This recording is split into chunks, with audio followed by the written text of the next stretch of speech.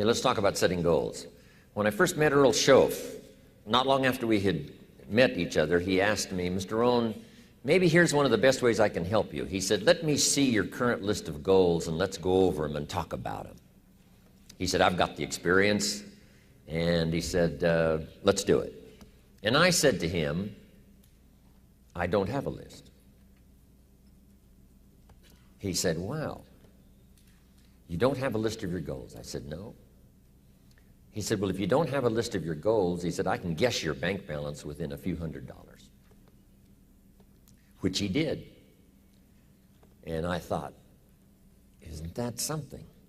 Then I said to him, you mean if I had a list of goals, it would change my bank balance? He said, drastically. So that got my attention. And all those years ago, I learned how to set goals. But now let's make these notes now on setting goals. The promise of the future is an awesome force. We look back for experience, but we have to look forward now for inspiration.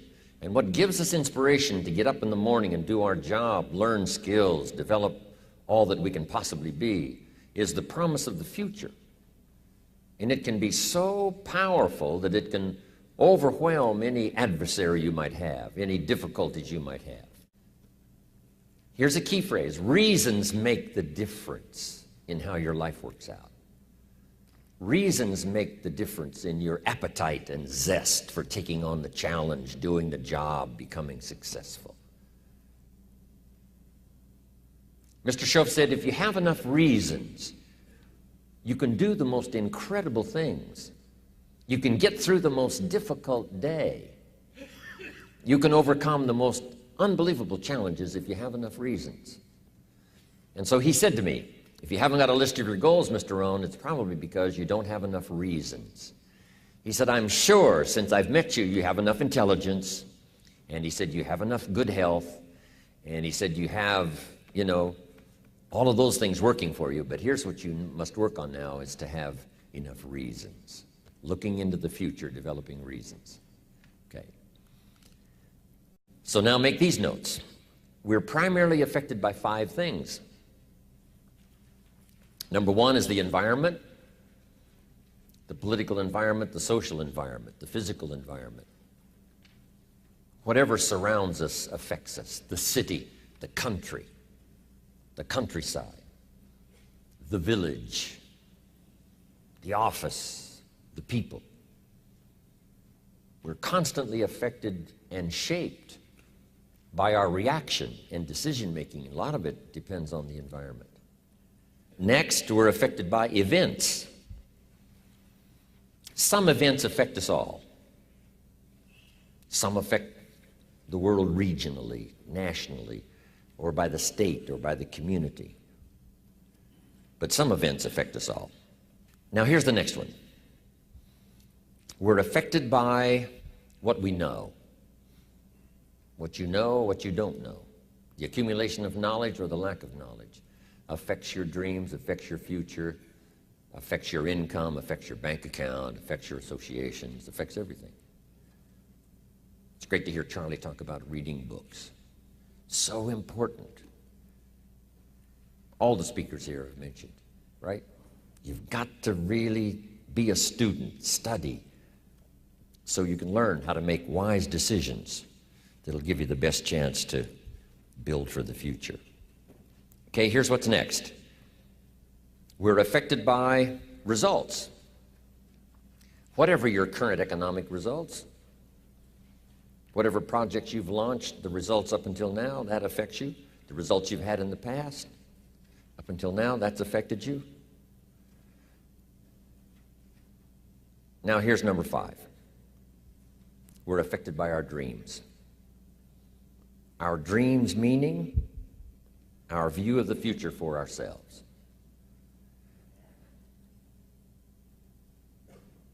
Now here's a note to make. It's important to make sure that the greatest pull on your life is the pull of the future. Now we talked yesterday about reviewing the past, which is fine, but we're not to live in the past. Some people let the past pull them back, pull them back. The past can be like gravity if you let it to pull you back. Not just to think about it to get advice from mistakes to carry on for the future, but some people live in the past. They live in the darkness of the past. They live in the mistakes of the past. They live in the discouragement of the past. They didn't make it, and that affects them for the rest of their life, living in the past. So we don't want the future, the past, to pull us back, to live in the past, and all other kinds of things that affect us. It's going to affect us to some extent, but not to the extent that we should be affected by the future. So make this note: dreams and goals can become magnets. Dreams and goals can become magnets.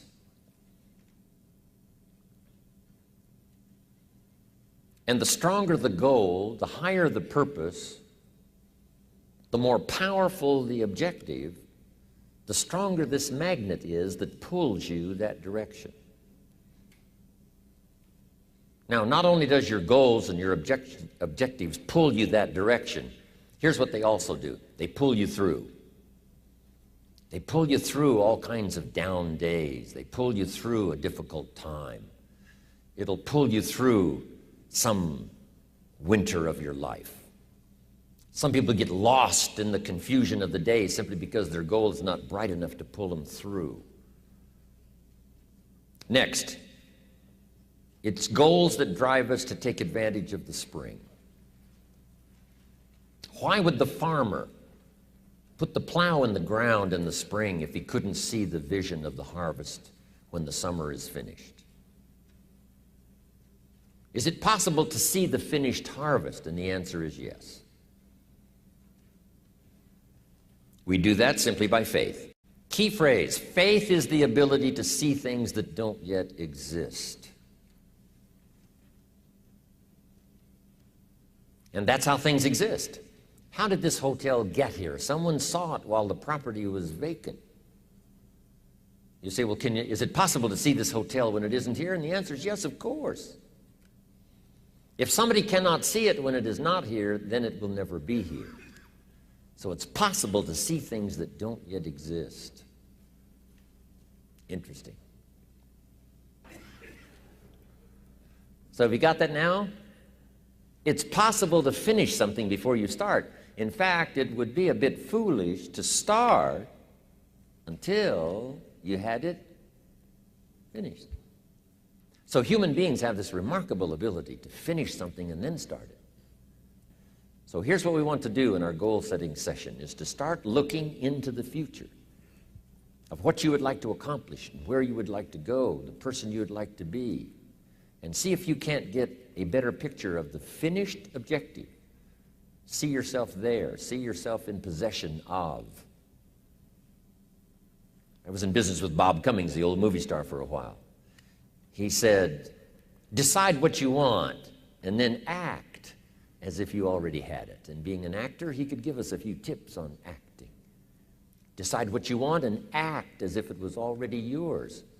Now, the reason we can act thinking that it's already ours is because not only can we vision the end results, we can also vision the beginning of making it real.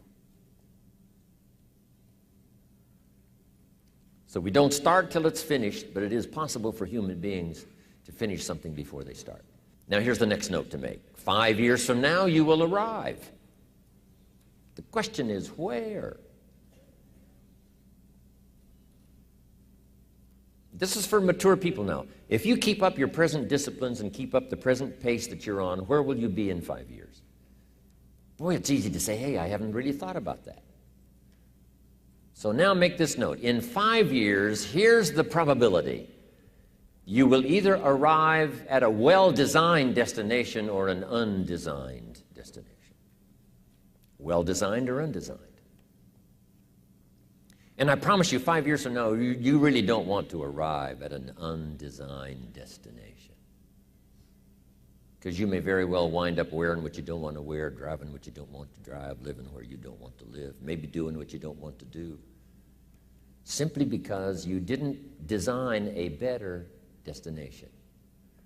So, 5 years from now, I wish for you to arrive at a well-designed place. A place of productivity, a place that'll make you feel good about yourself, a place that'll give you honor and respect, a place that'll give you influence to touch other people 5 years from now that you couldn't do today. Where will you be in 5 years? Key phrase, we go the direction we face. We go the direction we face. If you start designing something at the end of this direction, sure enough, you will start going the direction you face. And we face the direction we design.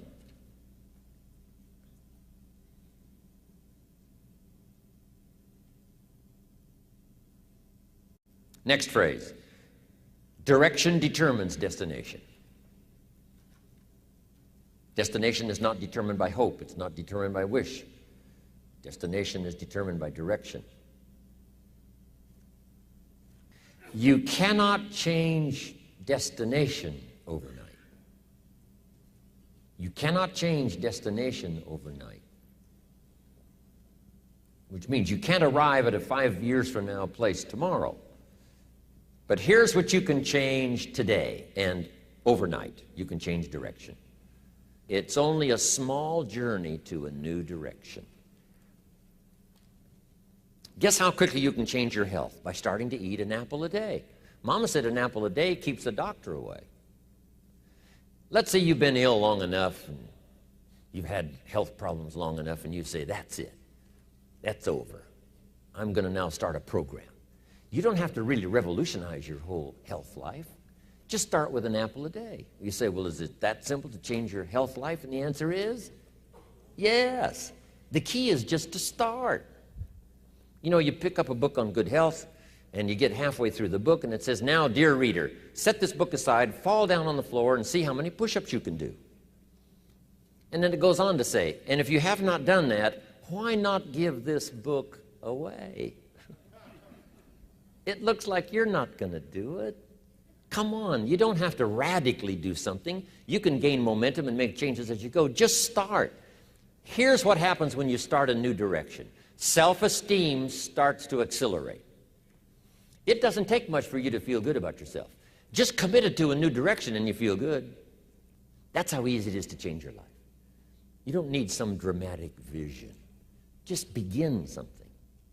And maybe by health or by whatever other things we can think of to do, you just get back on a better track. Okay? It's a small journey to changing direction. And by the time we finish our workshop right after lunch, I think you're going to have a concept of how powerful it can be, not only how easy it can be, but how powerful it can be to change every part of your life for the future.